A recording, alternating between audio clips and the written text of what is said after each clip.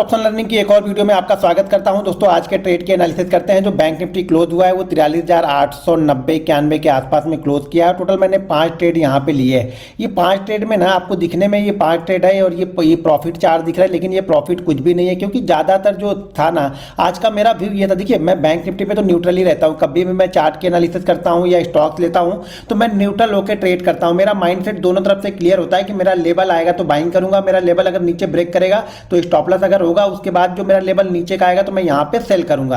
तो कंडीशन ये थी, लेकिन क्वांटिटी ट्रेड मुझे ज्यादातर आज बाइंग साइड में बड़ी क्वांटिटी मुझे ट्रेड करनी थी, लेकिन वो मुझे मिली नहीं। दरअसल मार्केट भी गया नहीं। एक लॉस यहां पे है वो 43,900 की कॉल का है। इसी कॉल के लिए मैं वेट कर रहा था कि अगर मार्केट थोड़ी देर और ऊपर की साइड में होल्ड करता तो मैं क्वांटिटी को बड़ी करता और ये जो प्रॉफिट लॉस होता है ये बड़ा होता है। यहाँ पे ये 44,000 की कॉल है, छोटा सा प्रॉफिट है, प्रॉफिट बड़ा नहीं। पहले मैं दिखा दूं कि लॉस कितना है, इससे आपको अंदाजा लग जाएगा कि ये लॉस कितना है, उसके हिसाब से प्रॉफिट कितना होगा। ये लॉस जो है वो 13-14 का शायद लॉस होगा और ये जो प्रॉफिट है वो है 50,000 का। ये नीचे वाला का प्रॉफिट फिर 60,000, 70,000, 80,000 यही प्रॉफिट है, यानी कुछ प्रॉफिट नहीं है। एक तरह से देखा जाए तो जो कल का सेशन था वही उसी तरीके का सेशन आज भी यहाँ पे गया है। हाँ ये हुआ है कि लॉसेस नहीं हुए हैं ज़्यादा, यहाँ पे लॉसेस नहीं हुए हैं क्योंकि मार्केट अगर ऊपर की साइड में टिका नहीं। देखिए मैं बहुत सारी चीज़ें मैं बार बार आप लोग को समझाते रहता हूँ कि अगर आप बैंक निफ्टी के कंपोनेंट को नहीं देख रहे हो ना तो आप कभी भी बैंक निफ्टी को अच्छी तरीके से मूवमेंट को पकड़ नहीं पाओगे। और खासतौर से अगर HDFC बैंक को आप नहीं देख रहे, क्योंकि HDFC बैंक है जिस साइड में HDFC बैंक चल रहा है, अगर बैंक निफ्टी भी उसी साइड में चल रहा है तो आपको मूवमेंट हमेशा ऑप्शन में अच्छी मिलेगी। अगर बैंक निफ्टी अपोजिट डायरेक्शन में चल रहा है तो समझ जाइएगा, अगर आप अपोजिट डायरेक्शन में पोजीशन लेके बैठे हो और bank HDFC bank opposite direction में चल रहा है आपसे, तो समझ जाइएगा आपके ऑप्शन का प्रीमियम तेजी से यहाँ पे बढ़ने वाला नहीं है, बल्कि घटेगा बहुत तेजी से। तो यहाँ पे 4 ट्रेड तो जरूर 5 मैंने लिए हैं, लेकिन कुछ भी प्रॉफिट नहीं है। कल का जो प्रॉफिट हुआ था उसी के आसपास का प्रॉफिट है, यानी कोई बड़ा प्रॉफिट नहीं है, कोई बड़ा लॉस नहीं है। और देखा जाए तो पिछली 16 एक्सपायरियों में सबसे खराब एक्सपायरी यानी बोरिंग एक्सपायरी हुई है, कोई ट्रेड ही नहीं मिला।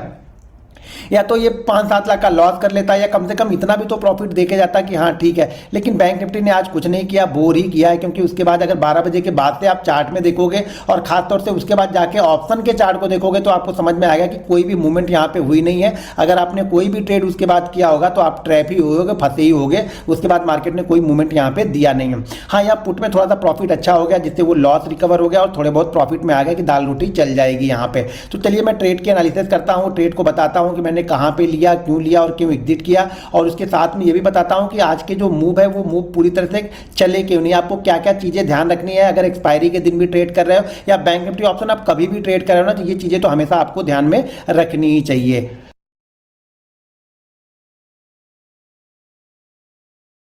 अब यहाँ पे मैंने बैंक निफ्टी का 5 मिनट का चार्ट कर लिया। 5 मिनट के चार्ट को अगर ध्यान से देखेंगे ना तो मैंने यहाँ पे एक ट्रेंड लाइन सुबह ड्रॉ की। ट्रेंड लाइन जैसे मार्केट थोड़ा सा मूव हुआ, ट्रेंड लाइन मैंने ड्रॉ की और इस ट्रेंड लाइन के पास मुझे डर लग रहा था यहाँ पे कि मार्केट कहीं इस ट्रेंड लाइन का रजिस्टेंस ना ले। 2 चीज़ें यहाँ पे हो रही थी, क्योंकि मार्केट कई दिनों से अगर देखेंगे मार्केट का यही पैटर्न ये बना के यहाँ पे मार्केट चल रहा था, लेकिन मार्केट पिछले 2 दिन से क्या कर रहा था कि नीचे से ये रिकवर कर रहा था। हर बार ये क्या कर रहा था, नीचे से रिकवर करते हुए ऊपर की साइड में ये निकल रहा था। ठीक है, यहाँ पे रिकवर करके निकल रहा था। मार्केट आज ओपन हुआ, नीचे गया थोड़ा सा, पहली कैंडल ये नीचे बनी, सेकंड कैंडल इसी लेवल के आसपास आई, तो मैंने छोटा सा एक रिस्क यहाँ पे लिया। जो कॉल मैंने ली थी 44,000 वाली वो शायद इसी जगह पे मैंने ली थी, तो उस कॉल में छोटा सा यहाँ पे मूव मिला, इस जगह के आसपास आके मैं निकल गया, क्योंकि मुझे भी डर लग रहा था कि मार्केट इसी रेंज में ट्रेड कर रहा था। उसके बाद फिर धीरे धीरे करके ये ऊपर निकला। जब ये इस लेवल को निकाला तो मैंने यहाँ पे एक कॉल ली और इस कॉल को मैंने यहाँ पे लिया। 43,900 वाली कॉल थी शायद वो, जिस कॉल में मुझे लॉस हुआ है वो यहाँ पे थी। क्वांटिटी मैंने छोटी ली क्योंकि अब मुझे ये डर लगने लगा कि ये जो ट्रेंड लाइन है कहीं ये रजिस्टेंस ना ले। और दूसरी चीज क्या है, ये लेवल और ये लेवल, मैं बार बार बोलता हूं ध्यानपूर्वक पहले देख लो कि यहाँ पे देखो इस डे का हाई तो निकाल रहा था, लेकिन जो पिछले डे का क्लोज था ना उसके लेवल के आसपास था।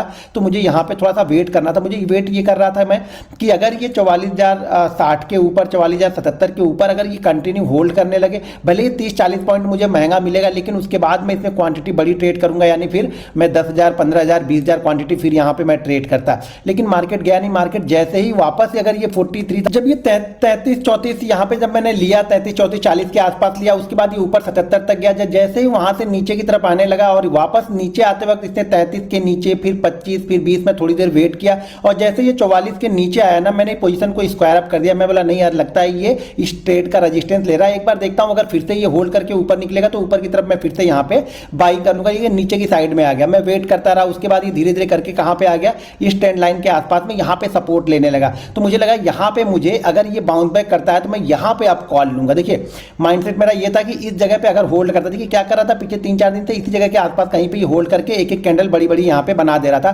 तो मैं ये उम्मीद करने लगा कि यहाँ पे अगर रुकता है और रुकने के बाद अगर ये ऊपर की साइड में ब्रेकआउट करेगा तो मैं यहाँ पे कॉल ले लूंगा, और अगर नीचे की साइड में ब्रेकआउट करता है तो मैं यहाँ पे पुट ले लूंगा। तो मैंने यहाँ पे पुट ले ली और उस पुट में मुझे जाके थोड़ा सा यहाँ पे प्रॉफिट हुआ। फिर उस पुट को मैंने शायद इसी जगह, इस ग्रीन वाली कैंडल जो दिख रही बड़ी वाली, इस ग्रीन कैंडल में मैंने निकाल दिया। उसके बाद से मैंने कोई भी ट्रेड यहाँ पे नहीं लिया। तो सबसे जो ये पुट में मुझे प्रॉफिट हुआ, ये मुझे लगभग मेरे ख्याल से शायद 50 या 60 पॉइंट का मुझे यहाँ पे प्रॉफिट हुआ था। इस पुट में मुझे 50 या 60 पॉइंट का प्रॉफिट हुआ था। तो लेकिन क्वांटिटी छोटी थी तो यहाँ पे मैंने उसको पुट को निकाल दिया और यहाँ पे मुझे 2 कॉल मैंने धीरे धीरे छोटी छोटी ली थी। यहाँ पे जाके लॉस हुआ तो इस लॉस को बुक करके पुट ने वो क्या किया, पुट ने वो लॉस को रिकवर कर दिया।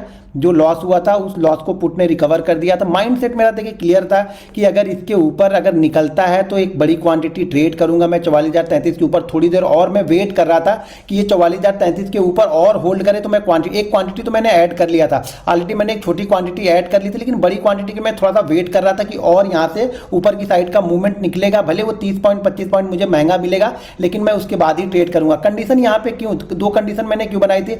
पहली तो ये थी कि HDFC बैंक को देखिए, HDFC बैंक को मैं देख रहा था, HDFC बैंक धीरे धीरे करके नीचे से ऊपर की साइड में पहुंच चुका था और कल वाले लेवल के आसपास पहुंच चुका था। इसलिए भी मेरी हिम्मत यहाँ पे बड़ी क्वांटिटी लेने की नहीं हो रही थी, क्योंकि मुझे लग रहा था कहीं कल इसने रेजिस्टेंस लिया। ये भी देखिए जो लास्ट डे का क्लोजिंग प्राइस था। देखिए मैं बार बार बोलता हूँ LDH स्ट्रेटजी को आप ध्यान से अप्लाई करोगे ना, आप बहुत अच्छे प्रॉफिट में रहोगे, या कम से कम आपके बड़े लॉसेस होने से बच जाओगे, आप गलत जगह पे ट्रेड लेने से बचोगे बड़ी क्वांटिटी। तो यहाँ पे देखिए इसी लेवल के आसपास आके रुका, कल वाला हाई आज वाला हाई यहाँ पे देखिए सेम हुआ, हाई को क्रॉस नहीं किया तो इसी जगह पे आया। और जैसे HDFC बैंक भी यहाँ पे कंसोलिडेट कर रहा था तो मैं यही वेट कर रहा था कि यहाँ से HDFC बैंक निकाल देगा तो शायद इस हाई को ब्रेक करेगा, अगर नीचे आएगा तो ये नीचे की साइड में डाउन जाएगा। तो इसी तरह से मैं नीचे की साइड में इसने भी ब्रेक डाउन किया और यहाँ पे बैंक निफ्टी में भी ब्रेक डाउन किया और नीचे की साइड में मुझे पुट में थोड़ा सा यहाँ पे प्रॉफिट हुआ, कोई बड़ा प्रॉफिट नहीं, छोटा मोटा प्रॉफिट है।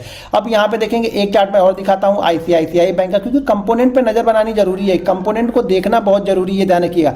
कंपोनेंट में ICICI बैंक क्या कर रहा था, ICICI बैंक ये सुबह ओपन हुआ और ओपन होने के बाद ये धीरे धीरे करके नीचे की साइड में ये आने लगा।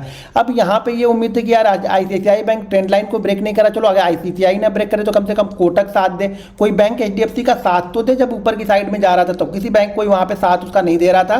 तो यहाँ पे ये बड़े कंपोनेंट है HDFC, ICICI और कोटक पे आपको नजर रखनी पड़ेगी, एक्सेस और SBI भी। लेकिन SBI में भी कुछ खास मूवमेंट होने रही थी क्योंकि उसने भी ब्रेक डाउन किया हुआ है 2-3 दिन से, वो 2 दिन से होल्ड जरूर कर रहा। तो यहाँ पर भी ट्रेंड लाइन का रजिस्टेंस लग रहा था, तो मुझे यहाँ पर भी थोड़ा सा डाउट हो रहा था, इसीलिए मैंने क्वांटिटी बड़ी क्वांटिटी प्लान यहाँ पे बिल्कुल नहीं की। उसके बाद जरा कोटक का चार्ट को जरा ध्यान से देखिए। अब कोटक के चार्ट में मैं लेके आया, कोटक के चार्ट में भी देखेंगे सेम चीजें बनी हुई है। मैं बार बार बोलता हूं अगर आप चार्ट देखोगे ना तो सारी चीजें आपको दिखने लगेंगी कि कहां पे आपको बड़ी क्वांटिटी ट्रेड करनी है, कब आपको बड़ी क्वांटिटी ट्रेड नहीं करनी है। इसने भी देखिए कल का क्या किया, कल कंसोलिडेट किया, कल पूरी तरह से कंसोलिडेट किया, आज भी कंसोलिडेट किया। तो मुझे उम्मीद है कि ये ऊपर की साइड में ब्रेकआउट करेगा तो ये बैंक निफ्टी को भी ऊपर की साइड में लेके जाएगा। लेकिन ये ट्रेंड लाइन इसके लिए रेजिस्टेंस बन रही थी, प्लस कल का हाई भी इसके लिए रेजिस्टेंस था। तो मैं वेट कर रहा था कि ये सब कंडीशन को फुलफिल करे, HDFC बैंक फुलफिल करे, ICICI बैंक निकले, कोटक निकले, तब यहाँ पे मैं बड़ी क्वांटिटी ट्रेड करूंगा। क्योंकि एक्सेस और SBI तो प्लस में थे, ठीक ठाक प्लस में थे, वो 2-3 रुपए 4 रुपए प्लस में थे। लेकिन उसके साथ में ये बड़ा कंपोनेंट जो HDFC और ICICI, इन दोनों का वेटेज अगर मिला दिया जाए तो मेरे ख्याल से लगभग 52% का वेटेज इन्हीं दोनों का बन जाता है।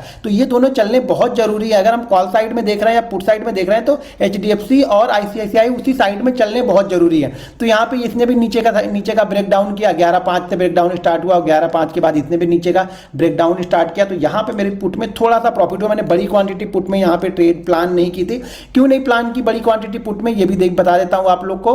तो यहाँ देखिए मैंने पुट में बड़ी क्वांटिटी प्लान नहीं की। क्यों प्लान नहीं की, क्योंकि क्या करता, फिर बड़ी क्वांटिटी प्लान करता तो वापस ही क्या करता, कल के हाई और कल के क्लोज और कल के लो के बीच में ये ट्रेड करता। तो फिर से मुझे वो मोमेंटम, वो कॉन्फिडेंस मुझे यहाँ पे नहीं आ रहा था कि ये इसको ब्रेक जाएगा भी कि नहीं जाएगा। इसीलिए मैंने छोटी सी क्वांटिटी यहाँ पे ट्रेड की और छोटा सा ही प्रॉफिट बना ली। ठीक है यार, देखो ये मूवमेंट को समझना भी जरूरी है कि कब क्या कैसे होता है। तो आपको जब चार्ट की एनालिसिस जब आप करते हो ना, चार्ट को देखते हो ट्रेंड लाइन ड्रॉ करके, सपोर्ट रेजिस्टेंस ड्रॉ करके, तो ये सारी चीजें दिखनी स्टार्ट होती है। जब सारी चीजें दिखनी स्टार्ट होती है ना, तब आप क्या करते हो, आप ऊपर की साइड में वो देखना स्टार्ट करते हो, ऊपर की साइड में वो जज करना स्टार्ट करते हो कि नहीं यार मेरे लिए ये रजिस्टेंस है, इस रजिस्टेंस के पास मैं थोड़ा सा वेट करता हूं और कंपोनेंट को देखो कभी भी जब बैंक निफ्टी मेजर रजिस्टेंस के पास, ट्रेंड लाइन का रजिस्टेंस या कोई भी रजिस्टेंस के पास पहुंचता है ना, तो मैं कंपोनेंट लगा के बैठ जाता हूं। देखो बिना एचडीएफसी और आईसीआईसीआई की तो मैं ट्रेड ही नहीं करता हूं। अगर एचडीएफसी और आईसीआईसीआई का मैं चार्ट नहीं देखूंगा तो मैं ट्रेड ही नहीं कर पाऊंगा, ये तो पहले समझ लो।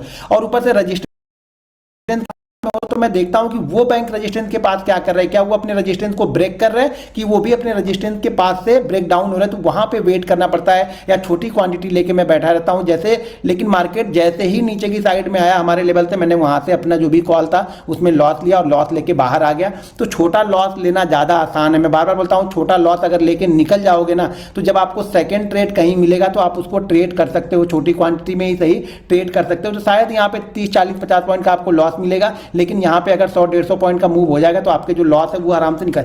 लेकिन जब बड़ा लॉस लेके आप लोग बैठ जाते हो ना कि नहीं निकलना ही नहीं, आप समझ लो कि मोमेंटम नहीं बन रहा है, तो निकल जाना ही ज्यादा बेस्ट है। दोस्तों वीडियो पसंद आए तो वीडियो को लाइक और शेयर जरूर कीजिएगा। मिलते हैं